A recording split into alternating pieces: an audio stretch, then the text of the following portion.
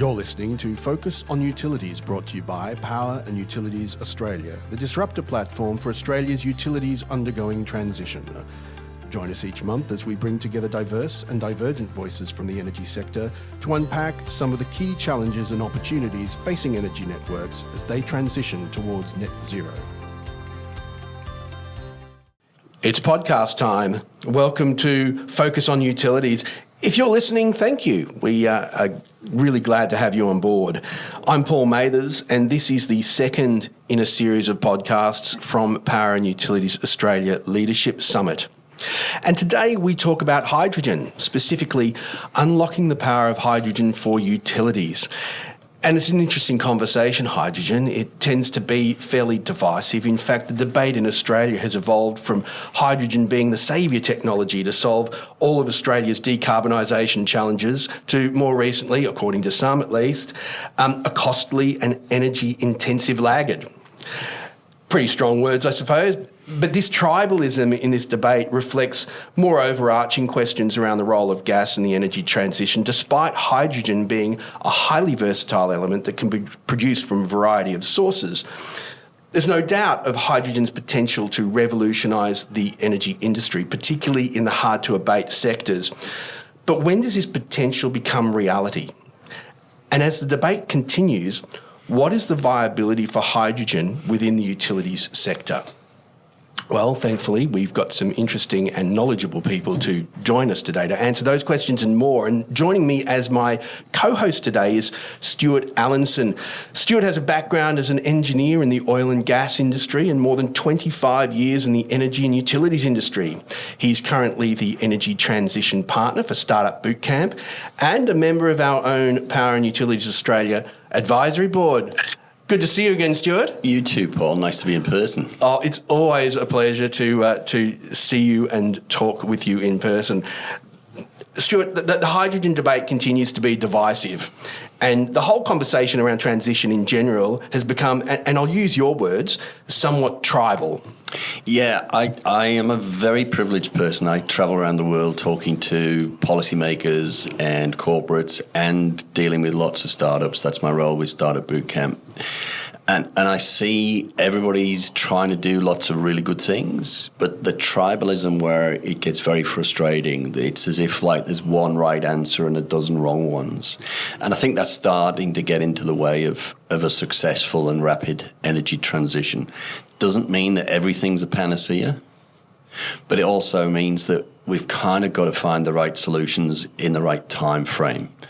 And if we can break out of that tribal conversation to engage around what's going to work, why a certain solution might work when others might not, or might be a complementary solution, then I think we'll be a whole lot better off. I think it's always important to have healthy debate around these issues, isn't it? Otherwise, we don't really get the best solutions. I'm a great fan of constructive disagreement. If we get too much into our own, if you like, tribal bubbles, we'll make some very big calls, and there's a very big risk of getting those calls wrong. And lots of money goes down the drain, of course, with that, doesn't it? It's part of the picture. There's a bigger game at play, of course, is the overall climate, carbon content, emissions releases. So, yeah, there's money at stake, but there's also, ecosystem viability at stake as well. Yeah, it's a whole of world problem, isn't it, that we've got to solve. And luckily, we've got a couple of experts joining us today, Stuart, who can help us, well, maybe not solve the problems of the world today, but at least shed some light on some of them so some of you listeners out there might be able to solve them. Joining us is Amy Philbrook. Amy also has an engineering background. She spent more than 10 years in business development for bioenergy and renewable hydrogen at ARENA, as well as stints at ATCO, and as a non-executive director at Bioenergy Australia. She's currently the Australian Hydrogen Technical Lead at ARUP. Welcome, Amy. Thank you, and really appreciate the invitation and being part of this very important discussion. That's a pleasure. It's great to have you on board. And also joining us today is Bronwyn Yip. Bronwyn is a self-confessed renewable gas girl. You've got to be careful how you say that because it might sound like she's got digestive issues, but she told me she was a renewable gas girl with a background in gas and LNG. She has 25 years in energy. She's worked with Santos, AGL and Origin, and she's recently been appointed as a director at the Australian Gas Industry Trust. Good to see you too again, Bronwyn. Thanks for having me here today, Paul. I'm so excited to be talking about the hill of hype and the valley of disappointment. And you're struggling with a little bit of a throat thing as well, I can tell. I am too, so we'll hang in there for the half hour. Well, you know, it might get more sexy as we go along, but please excuse me for that. Oh, dear. Well, we talk a lot about the potential for hydrogen, but what about the practical, real-time applications? Is all this hydrogen talk just high-flying theory, or is it tangible reality? I love, Bronwyn, your comment about the hill of hype or the depths of despair. I misquoted that. But it seems to me that, you know, that even 5 years ago, maybe even 40 years ago, I talked to a lot of people in hydrogen. This has been a lifetime career for them. That it sort of arrives with a sort of sense of panacea. It's going to solve humankind's problems, and then there's a bit of a collapse. So can you talk us through a little bit about where that has started, where it's got to, and where the resurrection might be? So I think we, as an industry, we always start with the hill of hype, and in a way it's not that bad, where we're really out there brainstorming, trying to see where this could fit as a solution. At the same time, we really saw the industry move towards a more decarbonised world, and hydrogen sits squarely in the middle of that. What I do think it's time to do is really start looking at the practicalities of hydrogen and then focusing on those ones that we think fit us best. And for Australia, I don't think we can just merely go through and try everything. We're not that kind of economy. What we should do, in my personal opinion, is really focus on the things that we're really good at already and how does hydrogen sit with that. And that's really where we're getting to, is that we're seeing a couple of different things evolve. One is the technology learning curve hasn't been as steep and as friendly as what we thought it would be, and maybe that's coming. We're also seeing the practicalities of development and construction and regulatory compliance really come to the fore. The risks around financial investment and the ability to secure capital funding has come to the fore, but also more practical things like transportation of hydrogen. We haven't even gotten to the bottom of the vectors that we're going to really back and use, even though ammonia does look like it's going to be the vector of choice. So when we're looking at all these different practical and operational outcomes that have come to the fore, it's a great time for us to step back and say, or for each country to step back and say, well, how are we going to use this technology that best suits our needs, our existing infrastructure, and where we want to go in our carbon footprint? Yeah, Amy, I'd love to get your thoughts on this as well. Thanks, Bronwyn. Thanks for deepening the discussion. Amy, I know you've got experience on a number of continents. I'd love your thoughts on that. What's the global problems that we're trying to solve with hydrogen, and where do you think Australia can especially play? What are Australia's capabilities? And let's bring it back to the utility grids that may be part of that solution. Yeah, sure. And I'd like to say that, I definitely agree with Paul in that hydrogen was 4 years ago going to solve everyone's energy problems. And now we've kind of been in a position where we can learn from overseas as well as project development in Australia and really focus on where hydrogen can make an impact. I think because the uptake of hydrogen has been slower than expected, that all avenues are still open. And certainly we're seeing policy have a big impact on the hydrogen markets overseas and in Australia. So in the United States, with the implementation of the IRA, they're able to reduce the cost of hydrogen production through that policy mechanism and others. And kind of what does that mean to Australia? So I think 4 years ago, it was very much that Australia was going to replace its fossil exports with hydrogen. And as Bronwyn said, we've had a reality check. There's other trading partners out there, but I wouldn't guess as to what that end story is for Australia. I think we're still in the development phase and still trying to figure out where hydrogen will fit into the energy market. Amy, with electrification proceeding at such a rapid pace and hydrogen being well behind the curve, I think that we've gotten from these comments, is there time for hydrogen to even catch up to have an impact? Can it catch up with that rapid progression of electrification? Yeah, I mean, it's a good question. And, the uptake of electrification has been faster than hydrogen, and that is definitely a factor, as well as policy and as well as research and development, because there's been this kind of lull in hydrogen production in Australia. It does give research and development and technologies an opportunity to make an impact on the cost of hydrogen in the long term. Can hydrogen catch up? I think, again, we see that shift from 4 years ago when it was thought that hydrogen would play a role in passenger vehicles. And now, because of the electrification and people really turning towards EVs for a number of reasons, it is unlikely that hydrogen will impact the passenger transport sector in the short term. So you're absolutely right. Electrification is a factor. We're seeing it with passenger vehicles.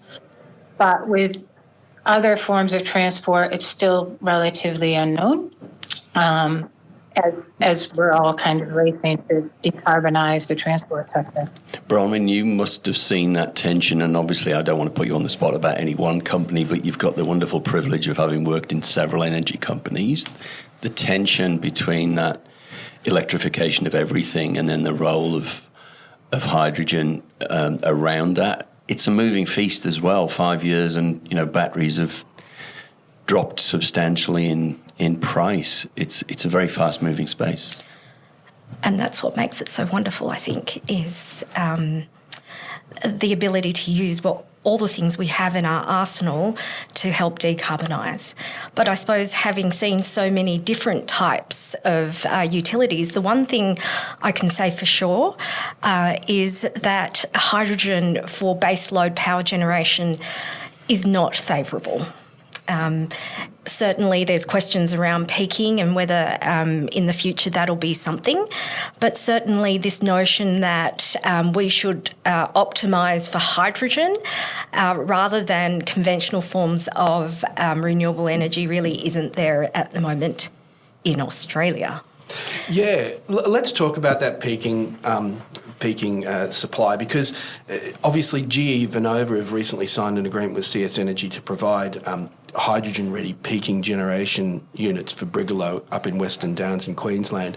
And it looks good on paper, right? This is fast-starting technology. It's great for peak periods. But should we be seeing more of this kind of technology implementation on hydrogen from utilities? Because if we look at, say, hydrogen in the Hunter with the scheme there, the costs are blowing out of control. It's only allowing for a 10%, currently for a 10% injection of hydrogen, and it might well be redundant by the time it gets built anyway. What are your thoughts on that? So if we go back to how we usually dispatch, it's we look at different forms of energy storage that can be dispatched at different times in order to work out what goes first. So essentially, we probably see batteries, short duration batteries that will be dispatched during peaking periods.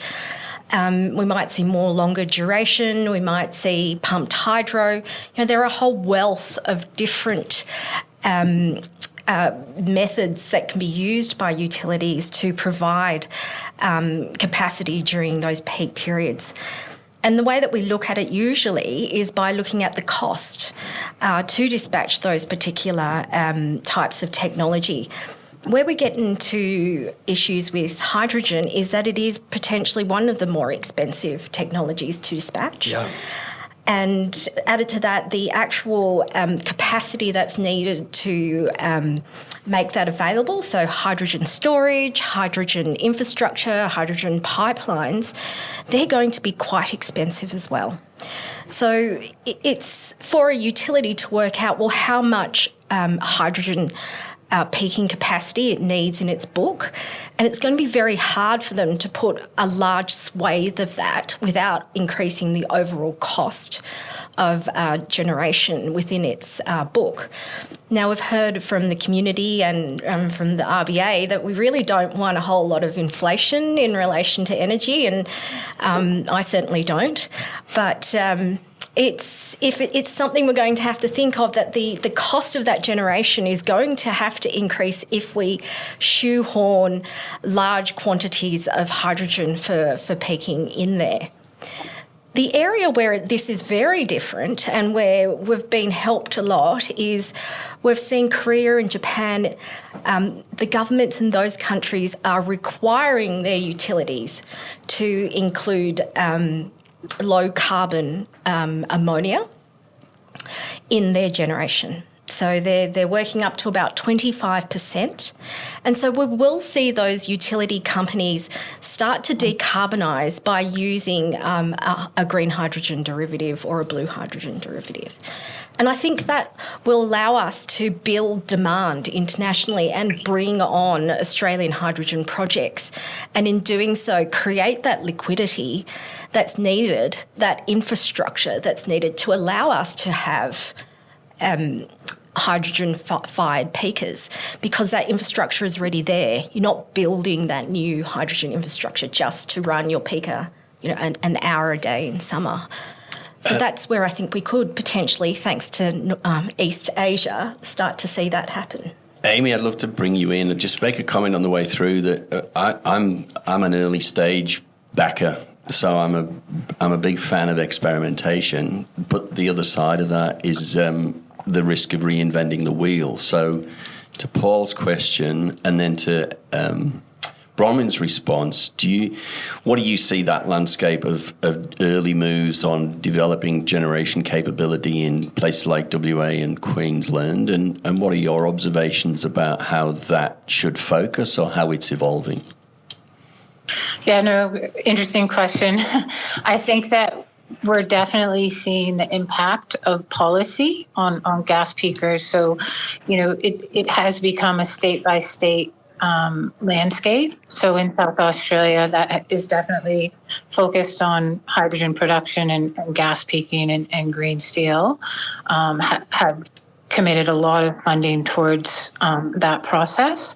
Likewise, in New South Wales, with the funding of Tallawarra B, a gas peaker that is meant to take hydrogen, it is kind of seeing that impact of policy. I think that if, understanding the difficulties in storing hydrogen at a gas peaker, that kind of leads you to talking about gas blending and green gas trading, and certainly using the existing gas infrastructure as a storage mechanism to facilitate green gas trading in Australia, and certainly New South Wales is looking at this as a way of decarbonizing gas in New South Wales. So it's an interesting thing that maybe where we're at in Australia is proving the technological integration and experimenting, but it's the big economic question that's hanging over us. And that storage issue, my sense is, I just don't think we've given that enough airplay. It's got the potential to really blow out costs. Are you seeing that? The storage of hydrogen is going to be a key factor in the economics of running gas peakers. But again, a way of overcoming that is producing hydrogen when electricity is cheap and storing it in the gas distribution network, so that gas peakers can then use gas that is green through green gas trading. So I agree with the storage issue. But again, we're seeing states like New South Wales support the trade of green gas through gas distribution networks. Yeah, so we've seen a range of different policy implementations come out of New South Wales to inspire, the supply of hydrogen. And the big one is the renewable gas target. And I find it a bit of a challenging policy for me to get behind. And this is a target where utilities have to surrender certificates that show that they have backed a certain proportion or amount of hydrogen production.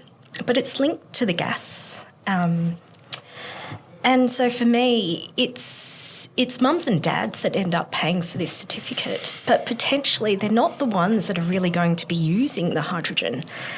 Hydrogen is probably at this point used very close to the supply point, not sort of blended in and provided as a complete substitution for hydrogen. So I think it's very hard the effect of it is that, Granny who's trying really hard to pay for their gas bill will be paying for the ramp up and supply of hydrogen more generally. And I find that really, really hard as a policy mechanism. It's sort of, I think, a blunt instrument.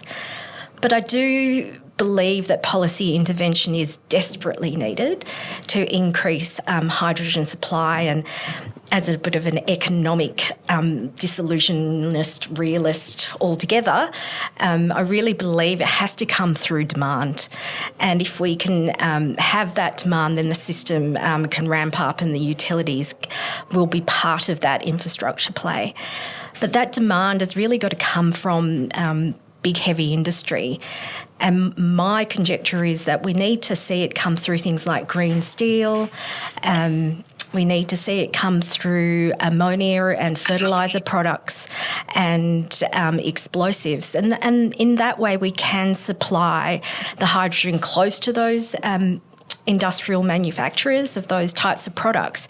And in doing so, create significant demand and the infrastructure, a wider infrastructure needed to have it as an energy source or an energy capacity play.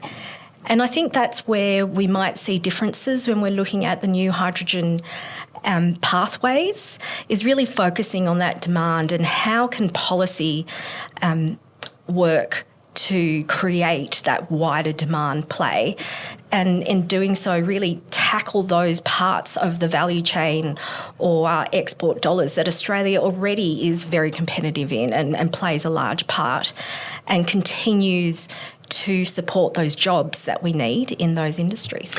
I'm getting a sense of deja vu, but there's a good point to it, because the solar renewable energy target went through a very similar path, didn't it? That it was subsidising to bring down the overall costs, but the beneficiaries often were the early adopters, and the people who paid for it were the people who couldn't afford solar but paid high network charges.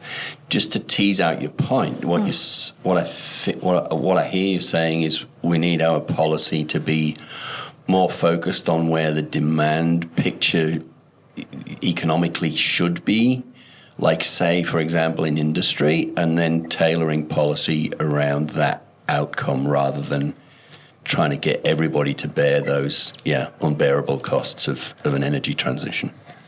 Yes, I think that's where it comes from, and I think it comes from, as you say, that point in the cycle. We are quite a nascent period, and we're really looking at technology that, for it to be economic, needs to have high utilisation and high efficiency.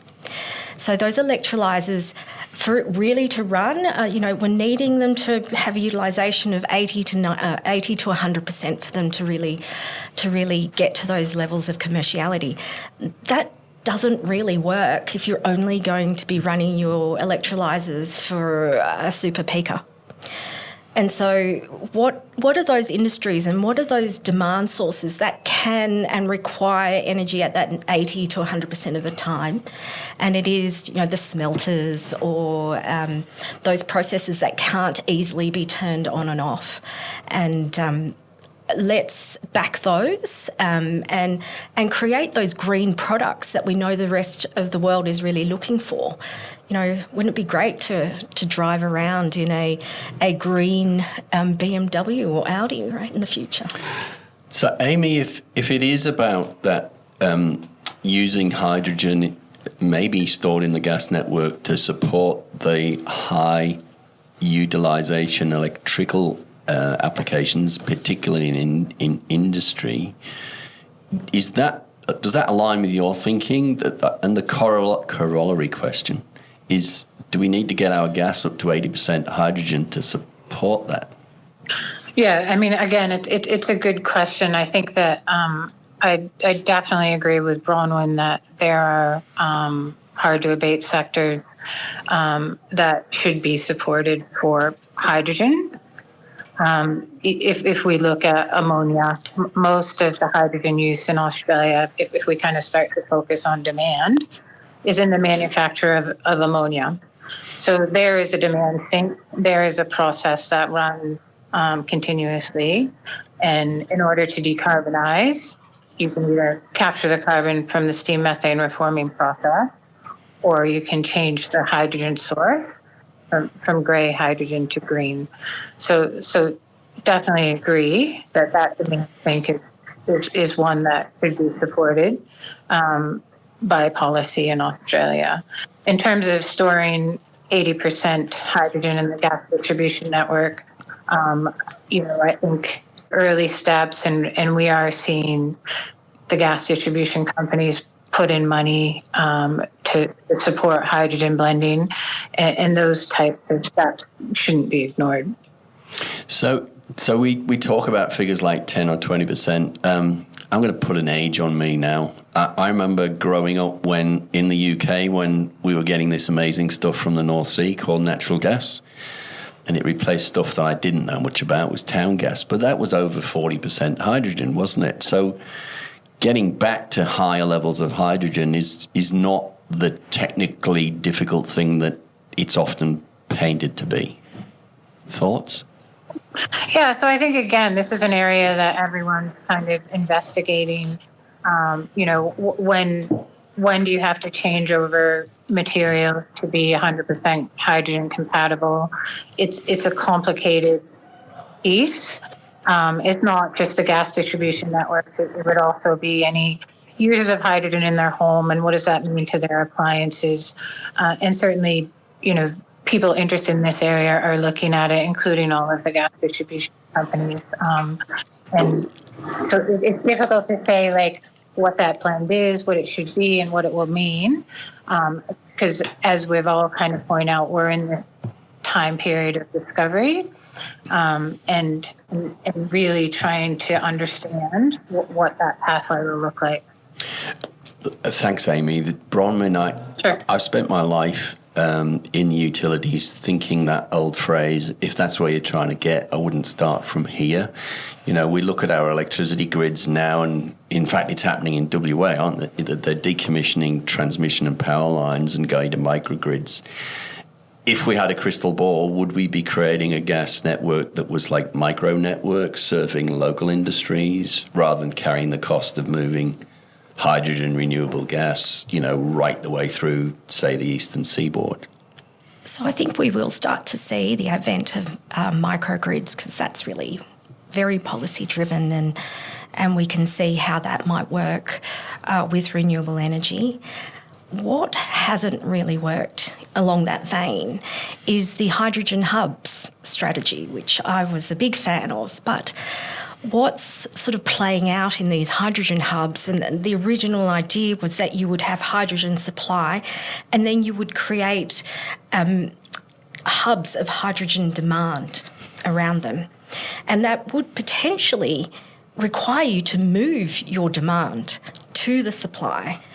And what's happened is that we don't have enough heavy industry that's willing to move their operations. And so we're having to ask that age-old question again when it comes to hydrogen is, are you moving your molecules or your electrons? And I'm starting to think we're moving our electrons.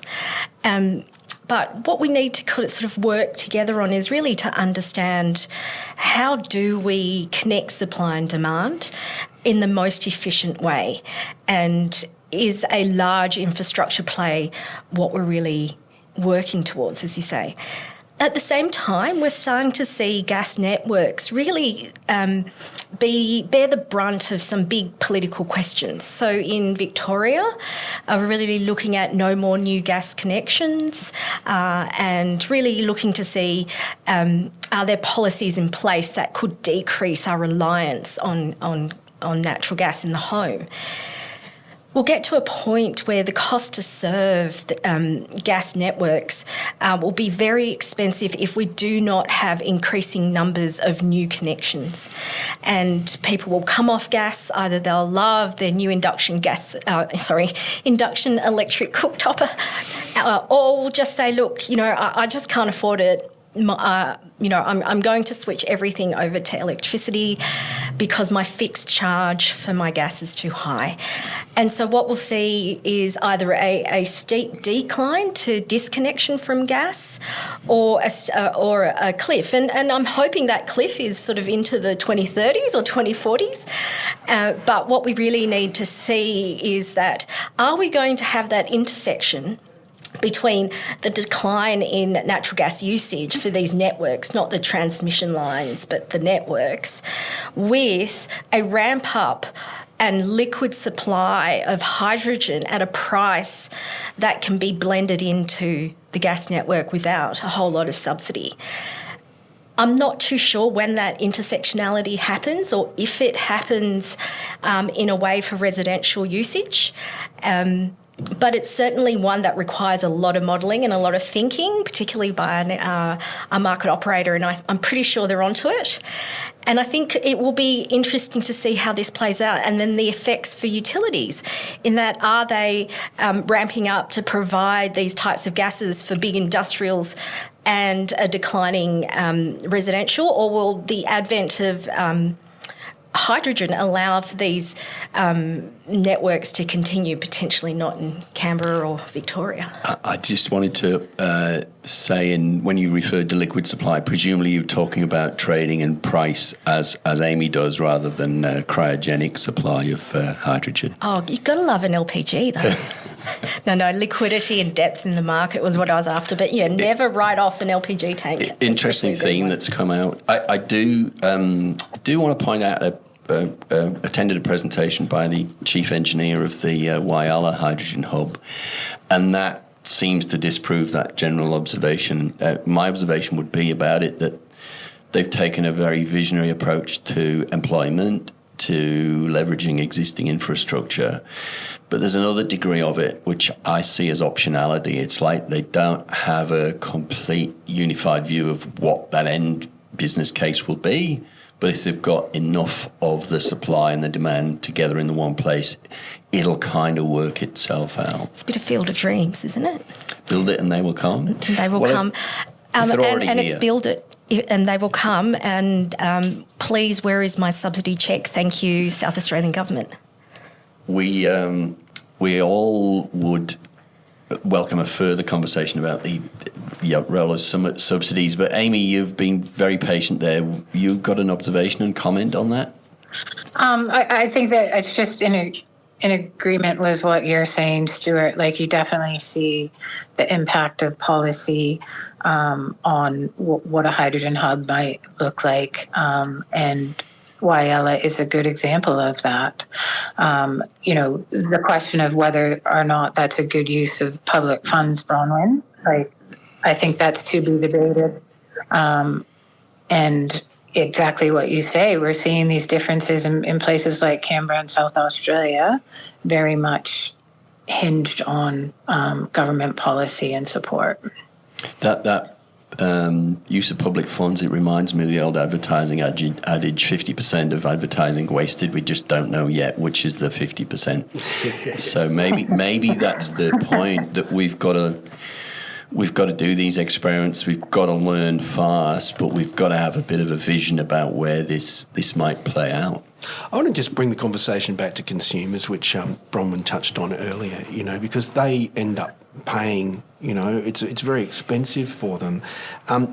My sense of it is, being a consumer, as we all are, my sense of it is a lot of people are just hanging on to their gas connections for the moment. These are the pre-existing ones, and not necessarily switching straight to full electrification, because they don't know, and no pun intended, they don't really know what's in the pipeline for them with regards to gas.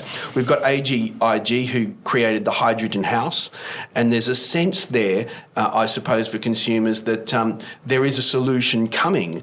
Are utilities thinking about this part of the equation and how they can assist these people, lots of them, particularly in Victoria with these pre-existing gas connections, that are reticent to let go of them? I think if you ring your friendly gas utility, they can give you a whole lot of different options and how you can decarbonise your home. That's the plug for them, so go for it. They are out there. There is a bit of a research avenue that needs to be done, and there's lots of helpful comparators and websites from various governments, particularly state governments, that can give consumers a bit of a look through into how that can happen. I would just say it's going to be an expensive exercise on the appliance side. So if we look at the Leeds City Gate hydrogen feasibility study that happened in the UK, and that study is brought about, and people talk about it as the test case to show that 100% hydrogen can be used. And it was great, and I used it to convince everybody that my tinfoil hat I was wearing was one of gold and not tin. But when you dig into the detail, one of the outcomes is they've forecasted a $2 billion cost to change over the appliances just in that, £2 billion, in that region alone. And I think that's a big cost if we're switching all over at the same time. Yeah. It's still a huge cost. But what I think we'll find is a lot of those appliances will be done on a rolling basis as appliances get to their end of asset life. So we will see it happen, but the question for a householder will be, well, do I switch to a hydrogen appliance at the end of this, or do I switch to an electric appliance? Now, my husband loves the fact that he generates his own power through his solar panels on the roof, and he looks at his little app and goes, you know what, I sent $2.50 to the grid, and this notion that Australians love to generate their own power. And so they love to use their own power as well. It's a bit harder to generate or produce your own natural gas from the ground. It's a little bit more expensive. But I think this is the thing, is that there is this joy of being able to, and an understanding of your solar panels and how you use it in the home. And so I think there'll be a natural preference when people get to the end of their asset life for their appliances to potentially go for the electricity ones rather than the hydrogen ones. You raise a great point about transition rather than the old everything everywhere all at once. And if there's one criticism of the IEA, that it's done some fantastic work, but it sort of said if we need to be here at 2050, we need to be there at 2030, and now we kind of meeting what's the bottom-up analysis that kind of gets us there. So this idea of, I'm going to come back to a regulatory point. Do you think it's a regulator's or a policymaker's challenge to give the gas networks a certain amount of time to decarbonise before their regulated asset bases get undercut? Quick historic note, I used to be a great fan, complex, but a great fan of the depreciated, optimised replacement cost of network assets. Long title, but it basically said if you were going to build a network of a certain age from now, you wouldn't necessarily configure it that way. And that was a great way of curtailing, if you like, excessive investment in overbuilding the grid. So do we come back to this is where policymakers have to set a very clear end game for the gas networks to get there? Amy, do you want to jump in on that one?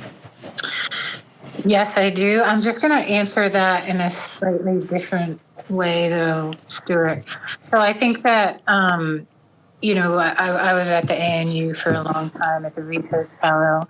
I'm a big fan of R&D and technology development. And part of what we haven't discussed today is this focus on e-fuels in the long term.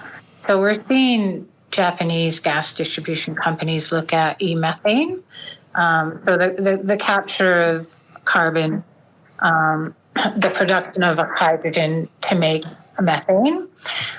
We're seeing interest in e-SAF, similar production pathway, capturing the carbon, producing the hydrogen, and therefore making a replacement fuel for hydrocarbon-based fuels, including natural gas. So I think that, of course, every commercial decision has to factor in asset and asset lifetime. But one of the hydrogen pathways in the medium to long term could be the production of e-fuels, which doesn't require the transition of materials or assets or infrastructure to accommodate. Amy, thanks for bringing it up. And you reminded me back to this whole tribal challenge that I see. I sometimes wish that if every Australian that's involved in the energy transition spend a bit of time in the region, they'd get a completely different perspective on what's driving countries like Japan, which is an energy security issue as much as it is a decarbonisation issue. And our opportunity is huge if we understand what our domestic requirements are as well as our export markets. But I know that's not the focus of today, but I did want to make that comment, maybe for another podcast, Paul. Maybe, Stuart. Bronwyn, did you have a thought on that? Yeah, so I spent a lot of time in the region really talking about energy transition and just transition and coal phase out. But whenever I'm in Japan and I'm talking to politicians, their first thing they say is, well, you've got to have domestic demand too.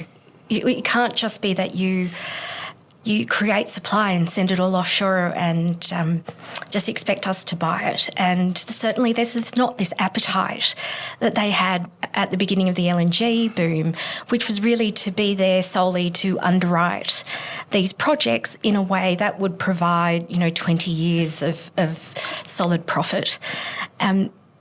That's changed, and certainly the need to invest in and be part of these projects is very important.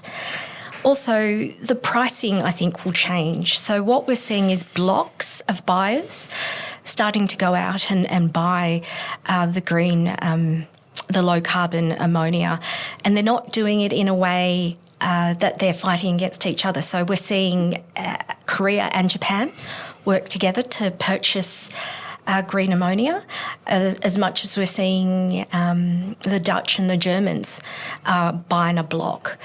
So what we're probably seeing for pricing is a very different one. We're seeing a cost-plus approach rather than linking to the next best alternative pricing, which is sort of LNG-based. So I think what we'll do is we'll start seeing purchases happen.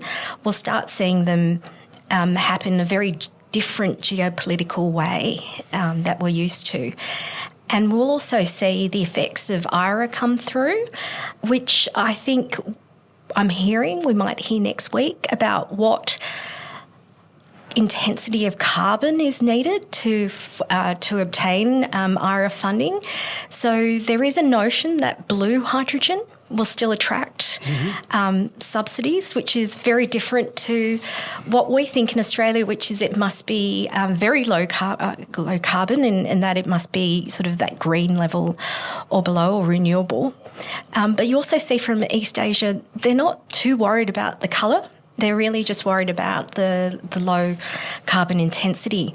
So we may see a bit more of a switch towards blue hydrogen projects with the IRA.